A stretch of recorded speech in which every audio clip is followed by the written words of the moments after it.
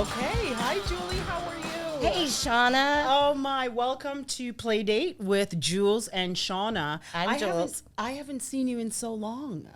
It's only been has it been a couple weeks? It's been a couple weeks. We're both going through transitions, and I guess we're always transitioning. Life is always, from the one thing to the next thing to the next thing, and really what we're creating in life, I think, or what's happening in life. It depends on how you look at it. Awesome. So let's do a little bit of a recap, right? Playdate with Julz and Shawna. We wanted to kind of get together. Yeah, well, this is our excuse to have a play date, really, for sure. And it's turned into something that I think is dynamic. We're growing a monster right now. Yeah, we're growing a monster right now. It is a whole lot of fun. It is organic. And so we have a podcast here, Playdate with Julz and Shawna, and we're organically developing it as we go along. Yeah. Yep, and we have bigger plans to go farther than that, but we'll have to reveal that as time goes on. But why don't we talk about why we decided to do this? Yeah. Because I think the basics is, like you and I have gone through, I said before, we're both our own encyclopedias of life. So we feel like we have so much to offer everybody, right?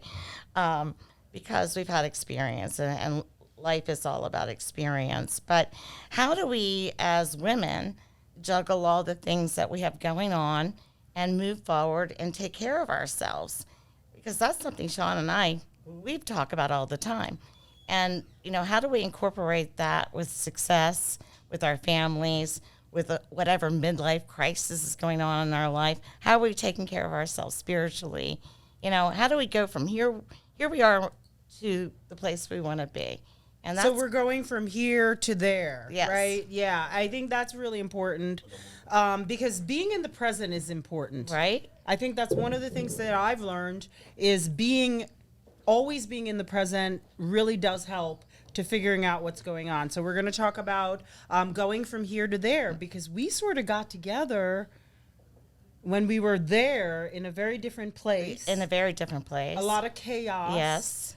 I felt like you supported me in a way that just was amazing. And well, we became fast friends because you also did the same in kind. And Sean and I instantly understood each other. We just knew we were kindred spirits and we could talk about anything. And you're going to hear everything because we are going to talk about it. There is no subject off the record here. And well, let me ask you something. Okay, let's hit a couple of topics that are going to be the hot ones. As women that are constantly grinding, we're dealing with our emotions, we're dealing with our financials, we're dealing with our professional, we're dealing with our friends group, right? Mm-hmm. So we're going to kind of try to hit a couple of those today. We're dealing with our men or lack thereof. We are dealing with, our own personal development and growth. How about we're dealing with our own healing?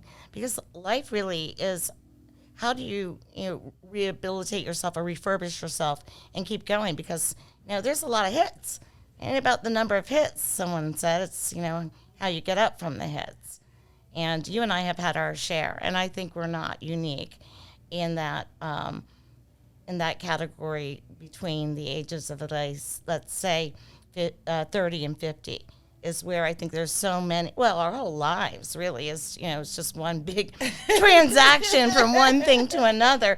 But I think a lot of people just sit there and go, oh my God, life is like hitting me over and over again. How do I take control of this ship and really have an influence of where my life goes?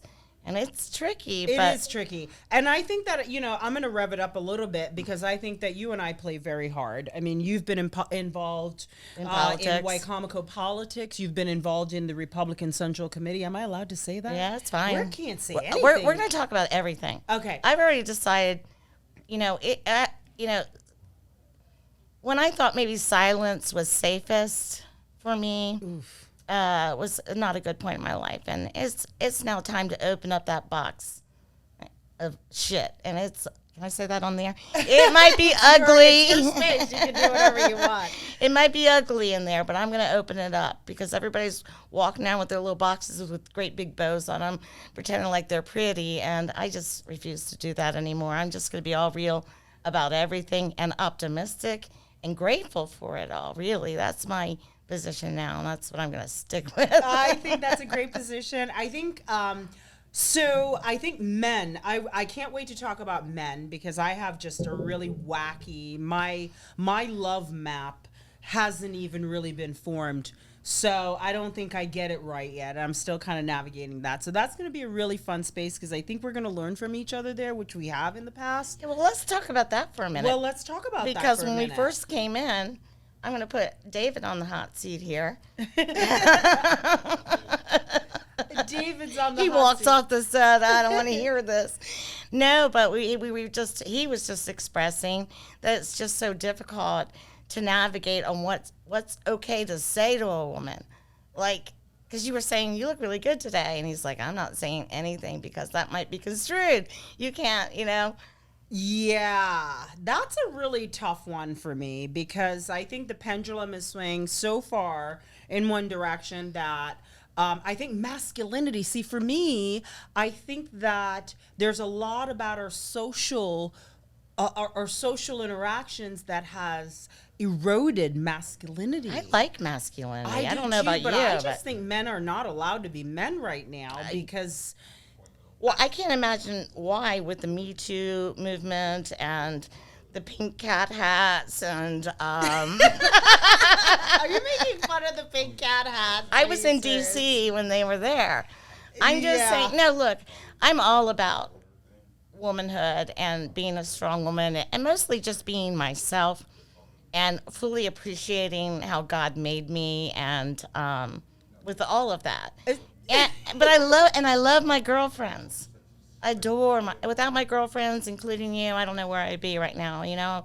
Really have a great social circle and support system. But I think we have put men in a very tough predicament these days. Yeah, I don't know. I just think a lot of it for me is communication. I Yes. think the more that I learn about myself and who I am as a person, I'm able to define these boundaries and these pathways. And then I don't send mixed messages because I think I've learned in my life that everything that's going to get fixed is going to come from where I'm sitting, right? Like I actively have to get involved and I have to fix these issues. So I think a lot of it is communication. I think about, I grew up on Wall Street. My first job was on Wall Street. That's a very male-dominated world.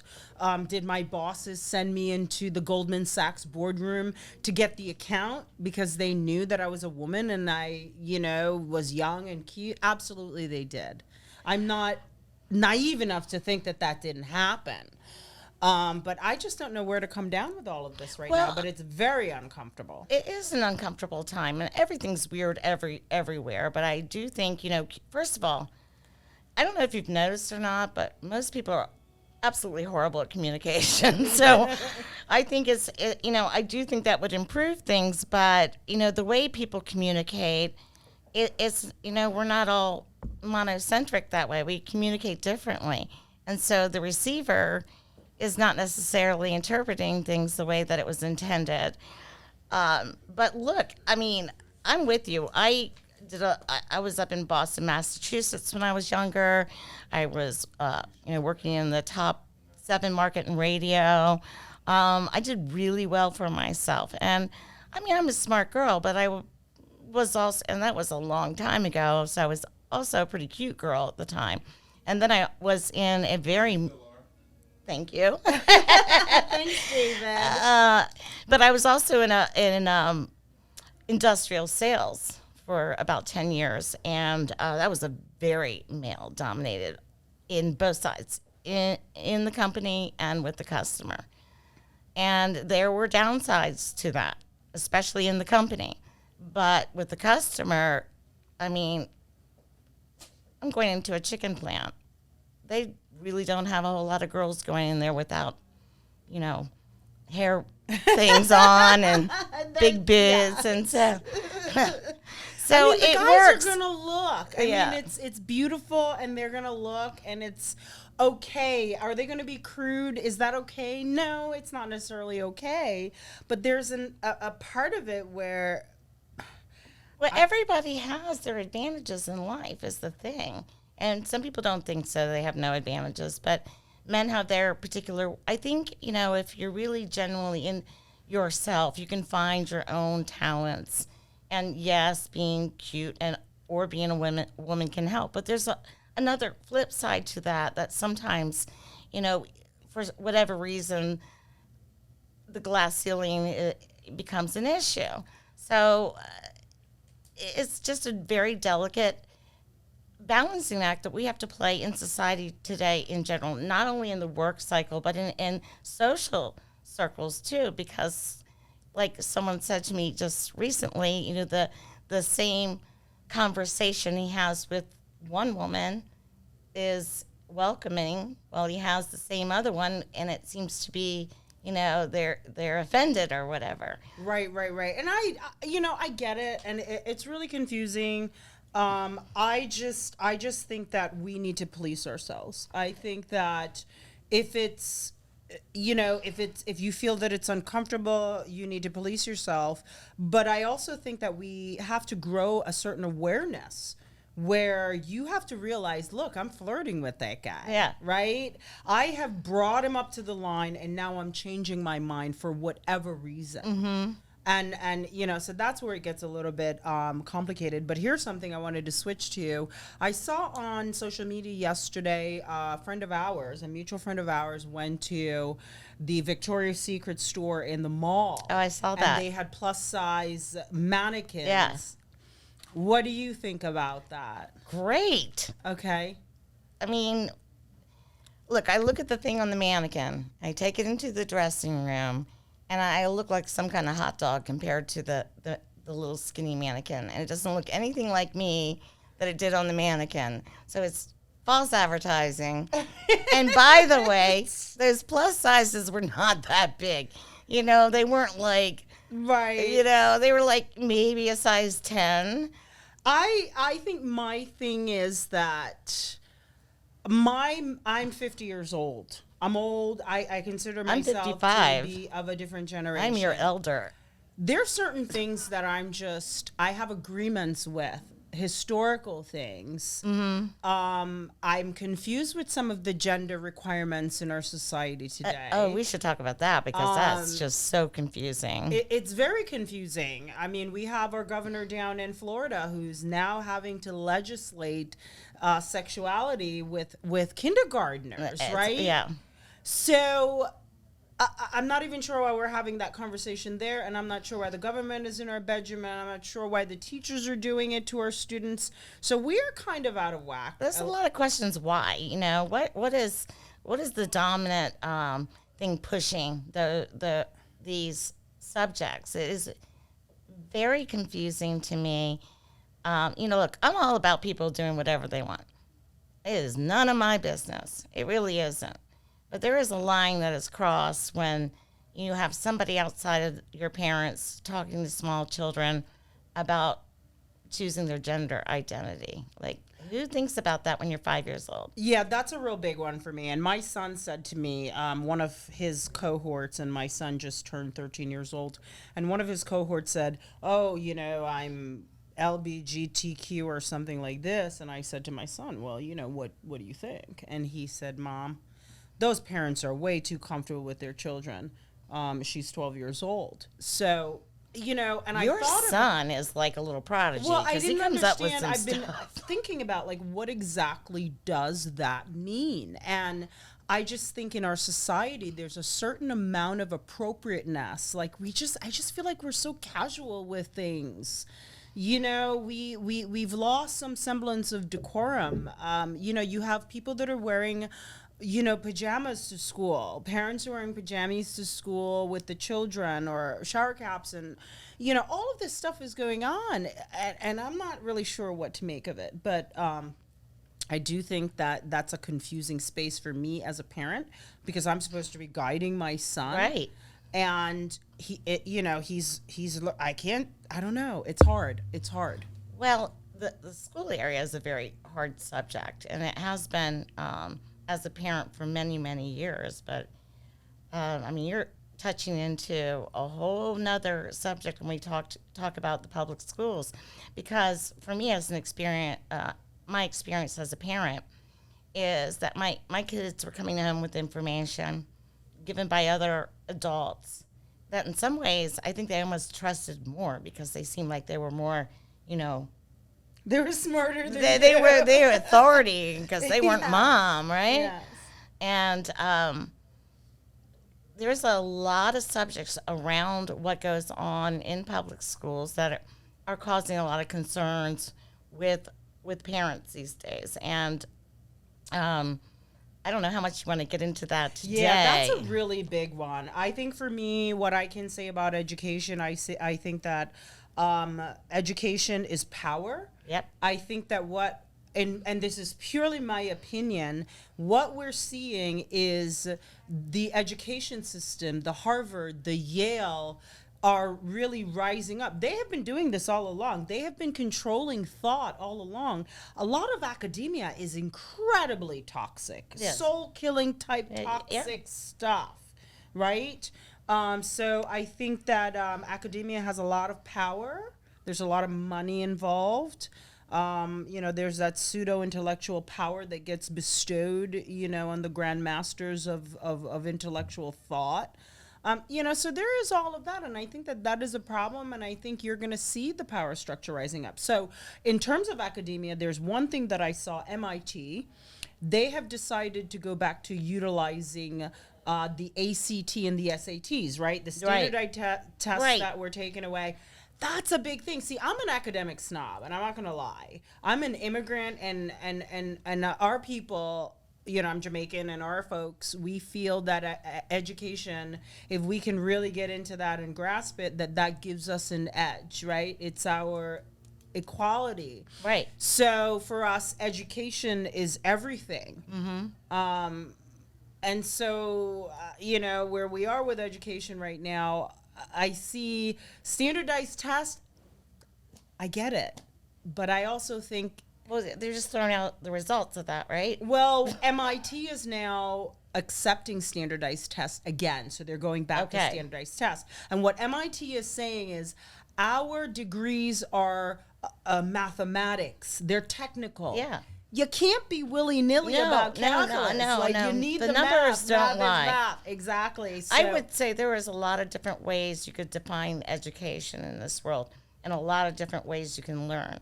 And I do feel like academia, in particular, has kind of gone off the rails of what the goal is. Oh, yeah. And I'm very concerned about the public schools too. Oof. And that's where I think our conversation should go about some of the local elections and the school board and the ideas in school. But, people are not carbon copies of each other. And while standardized testing in math is an absolute necessity, because you can't really play with the numbers like you can with other things, Right. It either equals or it doesn't. But in other subjects, and I read something really recently that a principal wrote, and I don't know it, I didn't write it down verbatim, but it's basically saying that, some people are meant to be athletes, some people are meant to be artists, some people are meant, he was talking about standardized testing, by the way, some people are meant to be dancers. They don't need the math skills, Some people are meant to be mathematics, some people are meant to be chemists, doctors, lawyers. Some people are meant to be all kinds of other things, seamstress, whatever. There's a million things. Mm-hmm. And while I don't think you should limit yourself, he was saying to the parents, I know you're anxious about the scores, but just be easy on your kids because some people, they're gifted in other areas other than math, for example. Right. And if they're like a incredible, successful athlete at the end of the day, what does it matter? But I understand that the parents wouldn't want to limit their kids' choices. I just, I'm always just really concerned about how we look at these things, right? So, for example, I'm going to switch topics a little bit. I'm going to pivot into politics a little bit, Yeah. Maryland politics. We're now in General Assembly, and I just saw that the Family Leave Act, where I think it's 24 weeks of paid leave for an employee who, whether somebody dies or, my uncle, my cousin, whatever. Right. I'm not trying to diminish the need for a family leave, and I understand the necessity of it, but as a small business owner, this is not sustainable in the state of Maryland. You're going to put people out of business. Now, I bring this up to say that we get these conversations, and we're not looking, so no one is saying that. I don't think MIT is saying that standardized testing is the way to determine education. What MIT is saying is if you don't want to go to our university, you don't have to. Right. And if you're not accepted to MIT, that is no indication of the mark of who you are as a person. However, this is what we need in order to continue to do what our mission is. Right. And I don't think we should take that away from MIT or anybody else, right? So Agreed. when we look at these things like the Family Leave Act, nobody is saying that you shouldn't get the family leave. Can I ask you a question about it? Yes, ma'am. Okay, because I'm not really quite as familiar. The Family Leave Act used to be you could get 12 weeks unpaid. I know because I had children and I had an issue we can talk about since we're talking about everything. Unpaid, but your job would be retained. Now, I had an issue with that because I was paid commission. They would not even pay me my commission during the time. And I only took 8 weeks with twins, by the way. What is it that they're suggesting now? Here's the big, for us, the chambers, all the people that are advocating for business and small business. The issue here is that the small business employer has to pay into the system. So if I'm reading that bill correctly, and the problem is not what the problem is, which is it is needed. It's how do we get there and who's going to pay for it? And it's always about who's going to pay for it. Yeah. And it seems to be that small businesses are the ones that are paying for it. So the small business has to contribute into that system because you're paying. So the person's going to get paid for 24 Yes, the weeks? job is retained, and then I have to go out and find somebody else to do the job while they are gone. Right, but you have to hold the job too. Right. Well, so you know what I see as a problem as a consequence. All the good intentions are. Yes. But what I see as a consequence of those good intentions is that, because I don't think it pertains to your whole family. It's probably. Is it to anybody in your family, or is it? Well, if you're working, I'm working in my house. If my husband, he can family leave if he wants to, and I can family leave whenever I want to. So it's whoever's working for that employee. So for me, as an advocate for small businesses, I think that you can take your family leave, but there may not be a job for you to come back to. That's not really fair to the small business. I think they have to secure it. But it is unfair to the small business. But what I'm thinking is, if it mainly is used in a situation where it's a maternity leave, 24 weeks is a really long time. 24 weeks is a really long time. Really long time. And I don't really want to get political on you, but I'm going to say this again. This is another Democratic move. The Democrats in Maryland are moving on this move. I've been working with... You know what's going to happen? They're going to hire less maternal age women for those positions. Yeah, I spoke to someone who... Now, it's prejudice. They can't do it. But see how they get around it if they have to pay a 24-week bill. Now, is it like unemployment where they pay into a system? They're paying into a system. The employee is going to pick up half the cost of it. Oh. And the employer is going to pick up half the cost of it, which is going to be kind of interesting when you get to certain levels of employment to see if the employee is going to want to, because a lot of folks live paycheck to paycheck, and they may not want to have that money coming out of their paycheck. So, so that's kind of one thing. I guess let's talk about, what are we looking forward to, right? Let's talk about a little bit of that. Yeah, because we need to be funnier. Yes, we do. I know. Because it's we the laughed end of so much more last week. Because it's the end of the day. We're trying, I know. I know we haven't seen each other. So, yeah, what do we have to look forward to? Well, I'm looking forward to spring and summer. I don't know about you, because, I am so sick of the rain and the cold. So everybody's in agreement with that. There's Okay, there's one person out there that likes rain and cold and snow. Two people. Okay, I knew I'd find some detractors. So we're gonna have a lot of fun this spring and summer, both you and I together and separately in our own individual ways. But we're also going to be plotting some other plans for you and I, and it's going to be very community based. So while we're very entertaining, we also are very invested. I know you're very invested in the community, and I am also. So we're going to be mixing the private sector and the public sector kind of together in a broader outreach. And we are planning a radio show, Yes. Shawna and I, which will also be streaming. Mm-hmm. And we will be, we have sponsors that are going to be getting involved. We'll be looking for more. We'll be interviewing local people, such as elected office people and people running for office. Yeah, well, candidates. here are a couple of things that are going on. We have all the elections that are happening. Yep. We've got county executive, that's happening. Yeah. Right? We've got the county executive, we've got the city council people going on. We got the county council people going We on. There's so have many signs out there. I The don't even. comptroller Yes. position. We have the candidates running for comptroller are going to be here in Maryland coming up shortly. God, there's just a lot going on in politics, and we've got the midterms. Yeah, we're going to break that all down Yeah. for people. That's our plan.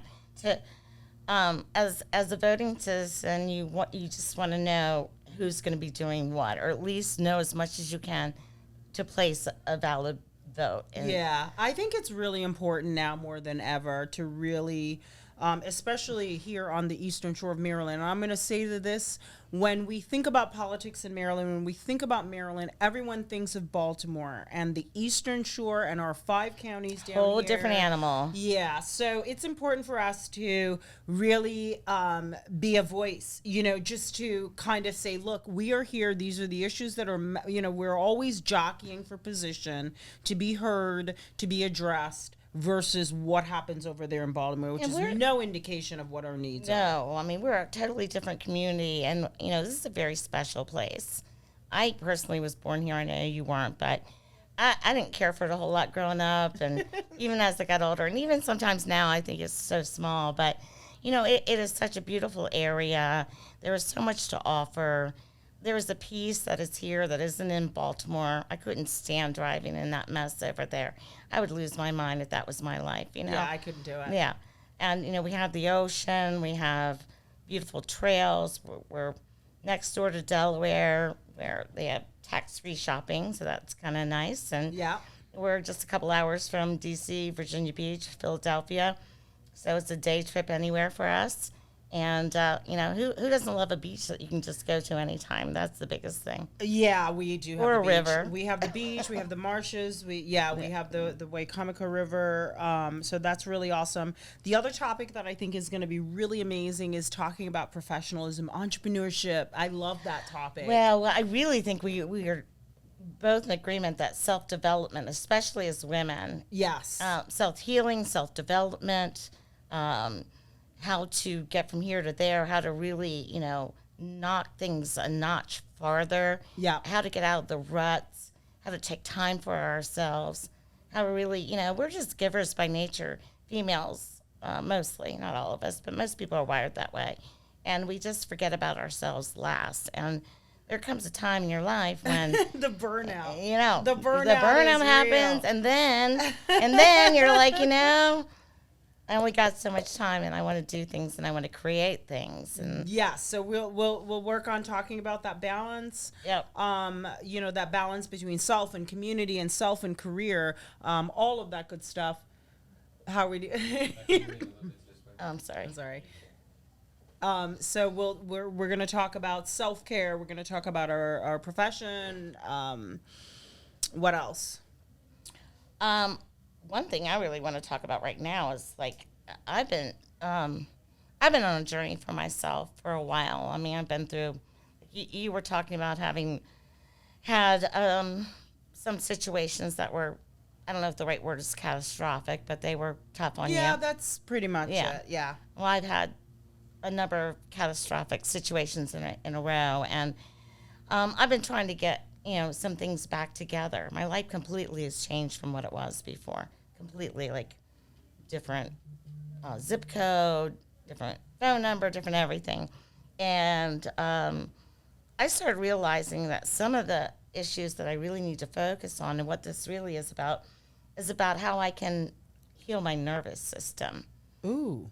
And I just want to bring this in right now because it might be helpful. Because when you're in our body, and I've been studying this because it's trying to, self-help and get myself a little better, because I found myself with a lot of anxiety as a result of a lot of trauma. And, sustained trauma is the worst. So if you have a trauma that's short-lived, I'm not going to say it's not terrible, especially depending on the degree of it. It's still trauma. But if you have your body and your nervous system is modeled perfectly for if there is a threat, you go into fight or flight mode. I'm out of here or I'm going to beat you in the face. One of the two. If that is sustained over a period of time, what happens is your cortisol levels are up, your adrenaline levels are up, and you're always on this heightened fight or flight. You're in a survival mode, and we aren't meant to be in a survival mode. We are meant to be in a normalcy mode. That only is supposed to come in when there's a threat, but if there is a perceived threat or a trauma that is ongoing, whether you're participating in it or not, it does something to your nervous system that is usually results in people's anxiety. They have anxiety. A lot of people suffer with anxiety. And I'm all about how to naturally heal my own nervous system. And that's one of the passive journeys I want to talk about as we go down, how to do that. I think it's the first thing that needs to be addressed. How does anxiety show up for you? I can get so bad that I physically start shaking, depending on the situation. Yeah. But mostly it's, in my chest, and I can't really think straight, and I'm just terrified. I hear that a lot, and there was a time when I used to think that anxiety was a made-up thing, right? For a long time, because I'm a high performer. Yeah. And, there's so many things that I just think I'm too strong for that to be happening. And essentially what I do is I just, shove it inside, and it never gets dealt with. So I always thought that anxiety was a made up thing. I did that for a lot of time, a lot of years, Shawna. Yeah. Until one day I was in a car and I had to pull over because I was physically having an anxiety attack. And it had nothing to do with anything that was physically going on. It was all either in my head or in my body. So I'm okay with talking about that. I think I've heard it enough to know that there is got to be something to that. Oh, so. I can't tell you how many people suffer from anxiety. It is a very large number. And what happens is trauma you're a whole being. It's not just your head, Yeah. You're a whole being.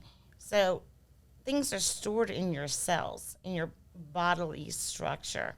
Your experiences are stored in your body, and the cortisol levels.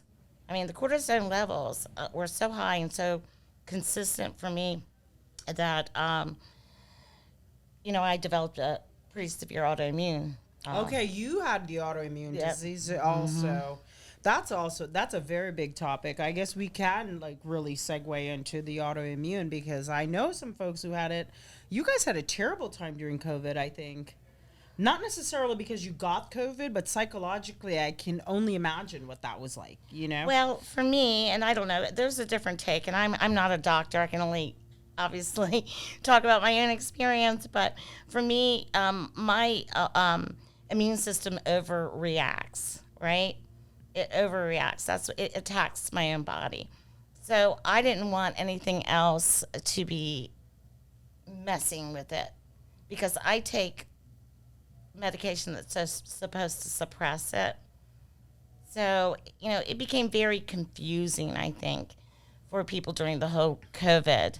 I just mostly just protected myself the best I could. Yeah. Yeah, without fearing for my life constantly. I don't live that way. I can't live that way. I've had too many near-death experiences at this point to like You're like, cower. how are we still alive? Because, right? you know, so, Yeah. right? Okay, so here's a question. How much of the anxiety is how we are processing, the mind as a CPU? Mm-hmm. How much of this anxiety is how we're thinking about things? I came A to lot of it. There was a point where I thought I was my mind, right? Right. So my mind felt like it was just eating on itself. I couldn't have a good thought. Yeah, it's not you are not your thoughts. I am not my thoughts. And once I figured out that I wasn't my thoughts, and things really did start to get better. Yeah. But until then, where I was just sitting there, I was concerned about what other people were thinking. When nobody's really thinking about look, you. You're going to throw that out the window. People are so self-consumed Yes. about themselves. They're trying to make sure they don't look weird and nobody's looking at them. They could give a rat's ass about what's going on with you for them. Unless you make a complete spectacle, which, hello, I have, then they might pay attention. But otherwise, really, most people are so worried. And the biggest freedom in the world, and I'm not going to say I'm completely free of it, but for the most part, I don't really care what anybody else thinks because it's none of my business what you think about me, This is true. It is none of my John's business. Calling. Yeah, this is true. So anxiety, I think for me, my anxiety, well, one, I had to go to the therapist and get some help, so. I'm glad you did. A lot of people do. Yeah, the talk therapy. Yeah. The talk therapy was very, very helpful. Just taking responsibility for certain things in different ways. Going to the gym. I knew that menopause was and my hormones were kicking in, so I had to address those issues and. All that kind of fun stuff. All Boy, that joyous. kind of fun These stuff. guys over here going, Life is about maintaining right now. But yeah, I'm definitely looking forward to the mental health piece because I think if we can get our brain around that, and I met a group of young women, 1 year to empowerment young women, and they're not dealing with because they're young, but they are learning techniques to develop themselves so they can process and walk a certain way into the world, So I was I'm most writing that impressed. down because I want to check into that. Yeah, 1 year Because to empowerment. I'm all about how we love our whole selves and also make ourselves responsible and accountable to what we want to do in this life. But really, there are so many potentials and possibilities of what can be done. And we're going to be talking about all the kinds of We're going to this. be talking all of it, and we're going to be talking about one of my favorite things, making money. Yes. Oh, yes. Making money as women, making money, not being afraid of money. Do you find women are afraid of money in a weird way? We're taught that, though, by the way. I don't know. I always was like the one who made the most money. Well, yeah. And I was really successful pretty young. But in my state now, I am a little more choosy about what I'm trading my time for. Yeah, time. Yeah. So I'm all about figuring out how to self-develop and work with others to fill needs that are mutually beneficial. And then it's easy to make money, right? So I'm trying to figure that out a little bit more. Of course, I'm in real estate and that market's been crazy for a while. Yeah. And it's the big gold rush. Yes. And, there are trends in real estate that we can look back on. So I don't know it's going to continue forever. I know it won't continue forever. And there will be, some people that come out not as well as others because prices have gone up considerably. But, the whole point, I think, is figuring out how you feel comfortable doing what you're doing every day and you feel excited and you're not dragged down by whoever's opinions and naysayers or what, because we all have them. And how do you maintain that and just be productive? Right? I like my days, and this has gone on for a really long time. And at one time, I thought there was something wrong with me where I really live in the moment, especially when I worked at the Ward Museum. That was a great environment to live in the moment and be very productive. The staff at the Ward Museum, high performing to the max, made no money, but we worked our buns off and we worked together well. It was such an incredible space. Yeah. So I'm not really sure where I was going with that, but I'm going to throw it back to you. And David, can we get a little time check? And we're at Oh, 40 okay. minutes. Oh, you're looking. See, at I see. We're learning. I didn't want to look at myself. See, that's another thing. I know. Body image is. I know. Also, I gotta sit up. I look like I'm leaning back. Are you I ready? don't know. We're figuring. I mean, Yeah. I don't So care. we're gonna work it all out here, right? So okay, so here this show we're kind of talking a little bit about what we're gonna be talking Yes. about, and we're just kind of going back and forth. So we've got a couple of things that are going on. The community stuff is what I enjoy. There's so much going on in our community tonight. For example, there is some women from SU are doing a women's leadership drink-a-thon. Oh. Well, I don't drink anymore, so that's what I'm going to call it. I'm gonna Yeah. make fun of you guys because I'm jealous. It's called a drink-a-thon? Oh, no, it was It's, like heavy cocktails. And it sounded so good. Where is it? At, what's that place in Fruitland with the ribs place? Adams. Yeah. Okay. The Tap House, which is now the Tap House. The Black Diamond Lodge. Yeah. Yeah, so they're at Black Diamond Okay. tonight, and they're doing that. So, but there's just a lot of stuff that's going on. There is. I'm excited about Angelo, AJ Angelo. He's running for office and he's a young kid. So I'm excited about that. Wow. And do you know what, Shawna? There used to be, but those stations are gone. There is no local community talk show in Salisbury anymore. There's only the ones up in Lewis or Delaware. Right. And they talk about national stuff or state stuff most of the time. But there is nothing out there that is going to be providing this information that we are, that in terms of the community activities, the different things specifically to women that we want to hopefully add, the community leaders, the people that are running for office, the different issues, the education system, as mothers that we have to deal with, as just taxpayers and voters, the things that people need to know about. Yeah. And the gossip. Yeah. I was waiting for that. Now you know, Gossip. for some entertainment and to keep me coming back. Because this check I'm getting, Yes. we got to throw in a little gossip. Yes, and yes, I've got some. Okay, so that'll be a lot of fun. I have some state gossip too, though. Oh, okay. I have political gossip. I've got state gossip. I think the Democrats are going a little bit crazy right now.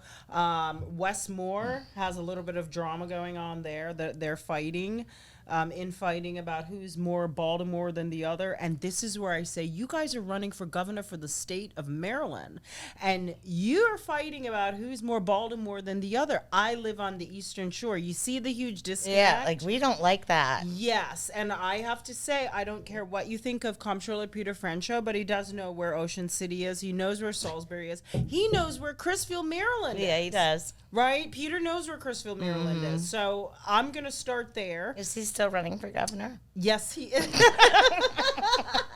He is still running for governor. And so is Kelly Schultz is running for governor. I am looking forward to talking with her. There's probably about, 20 people running for governor, I would imagine. Really, Dan Cox is running for governor. Folks, if you like Trump, you're going to like Dan Cox. Yeah. I think we all need to get off the Trump train in terms of the politics because, Trump is not here to carry it. Yeah, well. So we all need to develop a narrative that we can all live with, right. Within the GOP. But good stuff is going on, right? Yes. Oh, well, I don't know if this is good stuff, but I did hear a rumor, speaking of gossip, and I don't think it's really a rumor. So the Ocean City Council is, I don't know if they voted on it yet or if it's up for vote, but the plan is to do a New Jersey in Ocean City, and that is to charge people $5 to go on the beach per person a day. Ooh. How do we feel about that? I mean, I don't mean to sound obnoxious, but I have a private beach at my house. Okay, no. So do I. I do too. So do you. Okay. So I don't have to go. David, you're still cutting that part. No. I'm keeping that. I know. I'm just saying. Poor pitiful us. We have our own private beaches. Yes. No, this is what I think about it, personally. because I don't know their reasons. I didn't listen to. Well, it's revenue stream. Of course it is. It's revenue stream. Of course it is. So, like, if I really wanted to go to the Atlantic, because obviously I'm not on, my beach is not on the Atlantic, and it's completely different, right, to be at the beach. Yeah. I always preferred Astig in recent years anyway, because you have more space. There's nothing worse than being butt to butt with some stranger in Ocean City, you know, on 22nd Street or whatever it is. And it gets like that. Yeah, I can't. You know, I can't do that. And so I would go to Astig, and that they charge a fee. And I imagine the Ocean City would do an annual fee too, or whatever, seasonal pass. But so I don't like it, because that's my beach. I grew up on it. My beach. How dare you charge me? Americans. America. Beach. But on the other hand, like I said, it's almost unpleasant to me now, because oftentimes in the middle of the summer, it is literally butt to butt. I mean, you got little kids kicking sand all over you, running by, and the next house 2 inches from you, and it's just not my thing. I like space. I don't like people that much, space. And so maybe it would cut down on some of the people that just come for the day, have no money. They're just coming because the beach is free, and they're not exactly the greatest patrons you would want there. And it would be, the people that leave the trash. I think, for the Ocean City Beach, the only concern that I have is the big wind conversation. Right? Mm-hmm. They want to put the windmills out there. And when people get upset, I always think there's an opportunity there to work some things out. So we've got the conversation with the environmental people, which I think is We're going to have to see how that goes. But I don't think people are going to be happy with that. Yeah. Well, you want to hear something, this may be in poor taste.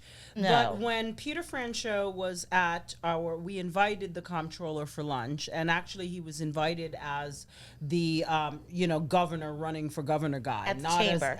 So we invited him for lunch, and we were talking about the natural gas in Somerset County and how that's for economic development. Yeah. But, the Democrats are talking about environmental causes. And so they're like they're big environmentalists, right? Which is bullshit, and we can talk about that.